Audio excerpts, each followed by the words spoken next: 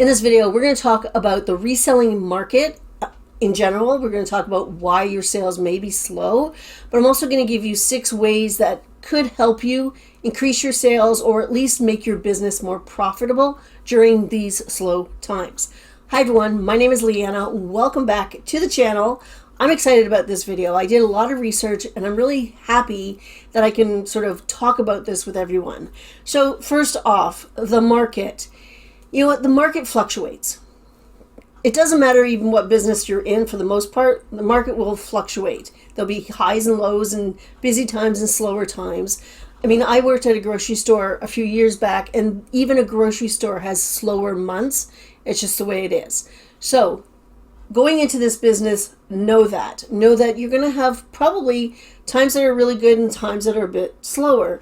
And I think as good business owners, we want to sort of make sure it's not like really high and way low and way high and way low. We want to kind of curve it so that it's not as bad. It might not be nearly as high, but it's not nearly as low. And yeah, so when you're going into this business, you have to know that the time of year could affect your sales. I mean, we talk about summer slowdown all the time. And sometimes, yeah, summer can be really slow. It was for me last year. But then they talk about Q4 being so busy. And for me, Q4 is not my busiest time.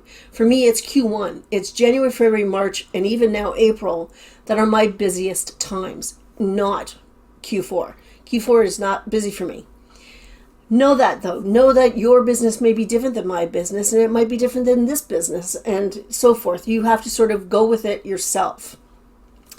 So you know that there's seasonality in our business, and you know that, sometimes the platforms screw around the algorithm. But you know what? Sometimes there's something going on in the world, recession and wars and, tax time and everything else. Just keep that in mind when you are experiencing slowdowns. Also keep in mind that you need to be doing the work. Right? I always look to myself first if my sales are really tanking and go, okay, what's going on? What am I doing? What am I not doing? And this is the point in case, to be honest with you. In April, at the beginning of April, I had one of my best first weeks on Posh Canada ever. It was like, wow, amazing for me. But Posh US was like nothing, you know what I mean? And I thought, okay, I'm not doing anything different. I share the same amount. They get the same offers. The items that I list are the same. So it's just interesting that they're 2 different markets. Come to the first week of May, which we're on the 5th right now. And I've had 1 sale on Posh Canada. And yet Posh US is just going boom, boom, boom, boom, boom. So I don't know. I really don't know what is going on with that.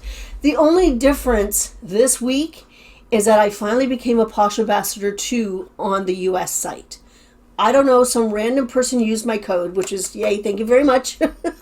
I appreciate that, but that's the only difference right now. So I don't remember that happening when it happened on Posh Canada when I became a Posh Ambassador 2. I don't remember my sales going blah, but they did that on Posh US this week. So I don't know.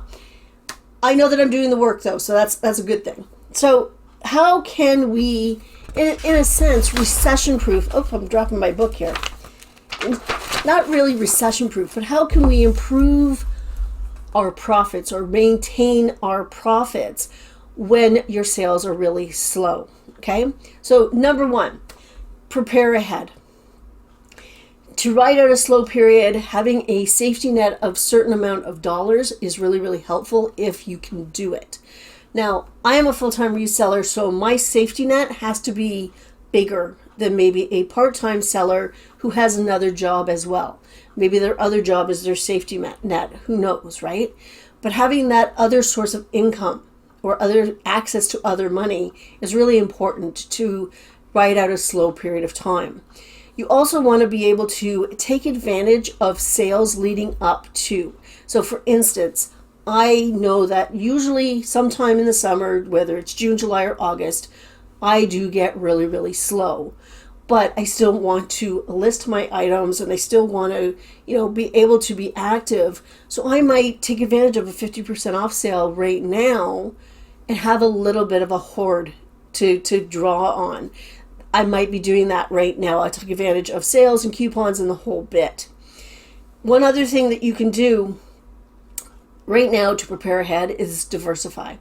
Selling on more than one platform will help get eyes, a lot more eyes on your items. So instead of just having, I don't even have an item handy, might be a little candle. I have this item, but I'm only gonna put it on Posh Canada. So my market's only this big. But if I decide, no, you know what? I think I'm gonna put it on Posh US too. Then my market gets this big. And I'm gonna put it on eBay. Then it goes this big. So the more eyes that you have, the better chances of making the sale. Diversifying is a good practice anyway. I really truly believe you should not put all of your loyalty into one platform. That's just my opinion. I'll put it out there. Number 2 thing you can do is you can seek out advice. One of the best things about this business, besides all the freedom and all the money, is the community. The community will give you tips and tricks and different strategies that you can try and see if it will shake something loose and help get you some sales. During slow times, it might be a really good idea to try something new, whether it's a new category or it's a new brand or it's a new YouTuber that maybe will give you insight into different ideas. Absolutely take advantage of the community because you will learn a lot from them. You may learn what's selling from them, which is a really good thing. Bolos, which is interesting, talking about fluctuations. Bolos are items that are be on the lookout for, and they tend to be those items that you can pick up fairly inexpensively and they sell really, really fast for you because everybody wants them. Just know that if you're watching a YouTuber that does what solds and hauls to find out what brands are selling, make sure you are watching something that is recent because bolos change. What sold 6 months ago for really good money really quickly might not be doing it anymore. Always do your comp searches as well to double check that information. Okay. Number 3. We're on number 3. Have a sale. Do some discounts. Give some incentive to your customers to buy from you. Do a BOGO, a buy one, get one half price, buy one, get one free, whatever it is you want to do. Have a name your price sale. Says me, who's never done these things, but I hear they can be really good for your business. I think they can create a atmosphere where people want to buy from you, which is a really good thing. The way that I run a sale, and I haven't actually done it this year, which is interesting. I haven't felt the need to. So I take my bundle discount on Poshmark. I don't have it on normally. I just don't believe that it helps with sales. I turn it on for like 24 hours, 48 hours, whatever I decide. And I send a message to all my past shoppers saying, hey, I'm having a Taco Tuesday sale. And if you bundle 2 or more items, you'll get 35% off, something like that. And that seems to work for me. It has worked the last couple of times. But like I said, I haven't done it yet. I'm not slowed down yet. Knock on wood. I might have to do it on Posh Canada this month because I don't know what's going on there. Yeah, so run a sale, do some discounts, whatever. The next one, and this one I'm not 100% on board with, but using IT or using tech. If you have not gone to automation or you haven't started using AI, it might be the time to take advantage of a free trial. That way you're not spending money on it and you can actually try it out and see if it works for you. I do use Posh Sidekick. I love the fact that it just gives me freedom. It does not, I don't want to say, how am I going to say this? It doesn't guarantee sales, okay? Because it's a tool that we use to help us make sales. Our listings are what make the sale. We have to make sure that we are listing correctly. We have the great, photographs, and that we have the items that are selling. And it will always go back to make sure you are selling what people want to buy. Absolutely 100%. AI, automation, anything, diversifying, anything will not help if you're not selling the right thing. To find the right thing, you absolutely have to do your comp searches and do the research. Absolutely, that's what you have to do. With automation and AI, they do have some free trials. I do suggest you try them. I'm not a huge fan of AI, just to be 100% honest. I do have Magiscriptor. I do like it because I like their price point and, their program is really good. But I have used a little bit of my credits and I just find that it's just not making my items sell. And yeah, so it goes back to maybe they're not the right items. I don't know. I haven't given up on it yet, but it's not something I actually reach for either to grab to make my descriptions. I don't know why. Let me know down below if you use it and if it works for you, and tell me, give me a kick in the butt, tell me to go back and use it again. Okay. Number 5. This one is really good. This one I like. Reduce your operating costs. When you're slow, it's not the time to go out and buy a new printer because you don't like the one you have. If your printer breaks down and you need it, that's different. But if you just want to, I just feel like getting a new Dymo because I feel like it, or I feel like, spending all this money at the thrift store because I just feel like it. It's not the time to be doing that. It is the time to be, buckling under and sourcing less. That's why you prepare ahead. Like in number 1, you do some preparing ahead and you have some items to list.